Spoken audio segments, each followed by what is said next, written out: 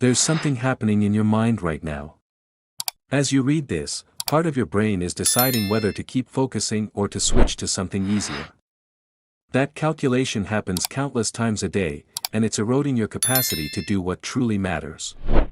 But what if the same neural wiring that pulls you away from hard work could be reversed to make you crave it? What if focused discipline could feel as compelling as mindless scrolling? This isn't just motivational talk, this is how your brain operates. And once you understand the mechanics, you'll see why sheer willpower often fails, and what to do instead. If you're finding this useful, make sure to subscribe and hit like right now, more insights are on the way. Your brain runs on a simple economy of energy. It's always asking, what gives the best return for the least effort? High effort with uncertain reward. It puts on the brakes. Low effort with instant pleasure. Green light. This isn't a personal failure, it's ancient survival programming. But today, that primal system is being hacked by apps, snacks, and content engineered to deliver pleasure without effort. Let's break down what's really happening when you struggle to start a project or skip the gym. Deep in your brain is a motivation engine called the nucleus accumbens, powered by dopamine. Dopamine isn't the pleasure chemical, it's the wanting chemical. It spikes when you anticipate a reward, not when you get it. That's why scrolling feels so addictive. Every swipe might bring something new, so your brain releases dopamine to keep you searching. Comment below, can you feel that internal tug of war? But there's a dark side. When you get too many easy dopamine hits, your brain adapts through downregulation, it reduces dopamine receptors. Now you need more stimulation just to feel interested. A book feels boring. A workout feels impossible. You haven't lost discipline, you've built a tolerance, like with any substance. This is why heavy social media users often feel deeply unmotivated. Their brains expect constant, effortless rewards. Anything requiring sustained effort feels punishing by comparison. The effort-to-reward ratio is broken. But here's the hope, neuroplasticity. Your brain rewires itself based on what you do. Every choice either strengthens pathways for discipline or reinforces distraction. The question isn't if your brain will change, it's which direction you push it. Share this with someone who needs to hear it, this could change their trajectory. So, what's a dopamine reset? It's not eliminating dopamine itself, it's removing the artificial, hyperstimulating sources.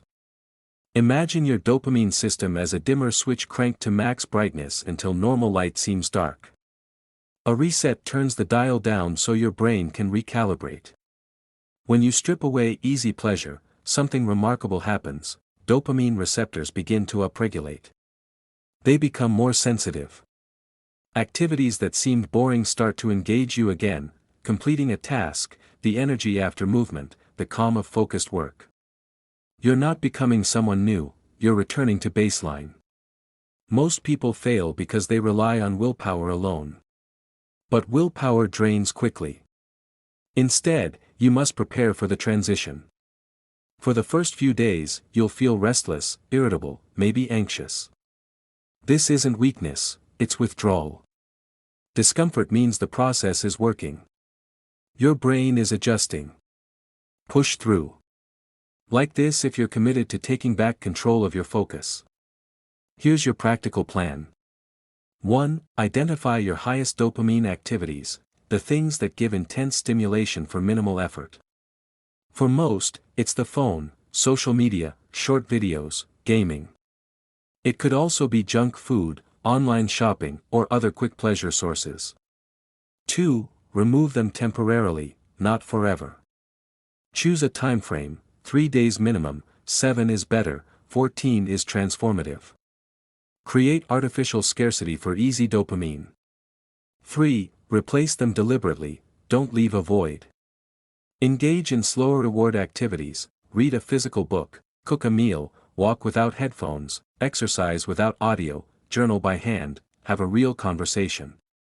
At first, these will feel boring, your dopamine system is still tuned to high intensity.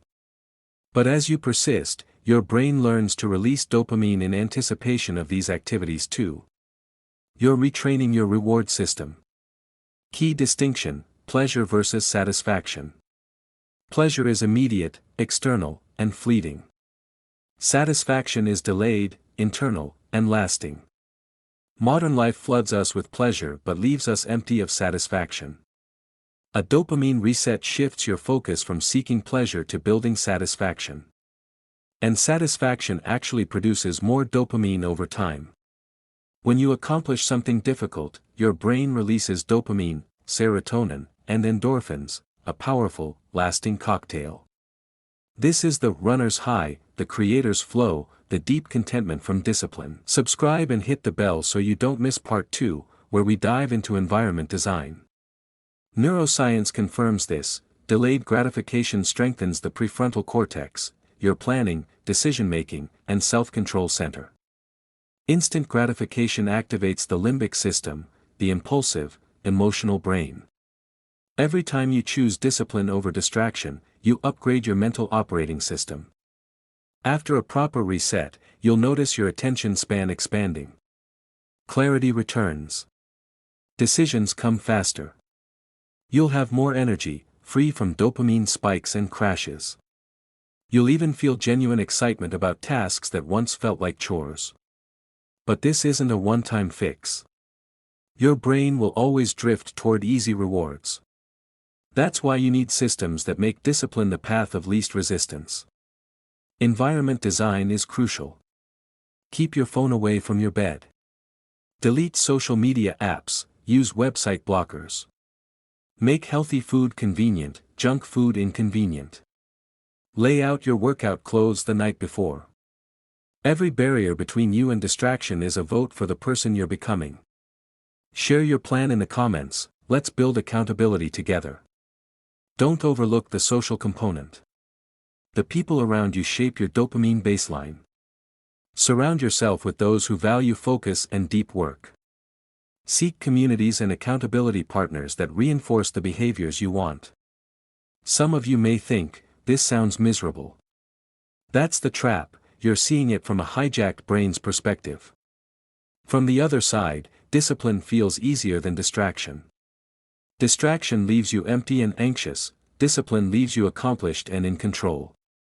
True freedom isn't doing what's easy, it's having a brain that works for you, not against you. It's choosing hard things and enjoying them. It's waking up excited and going to bed satisfied. Like, subscribe, and comment "I'm in" if you're committing to this challenge. Here's your call to action. Don't just read this and move on, that's the old you. Decide now. What's your single biggest source of empty dopamine? Remove it for 7 days. Notice the restlessness, the shift, what fills the space. Document the process. Once you feel your brain rewiring, you won't want to go back. You weren't meant to be a slave to algorithms and impulses. You were meant to do hard things and love doing them. That version of you is waiting. Your brain is ready to rewire. Are you ready to begin?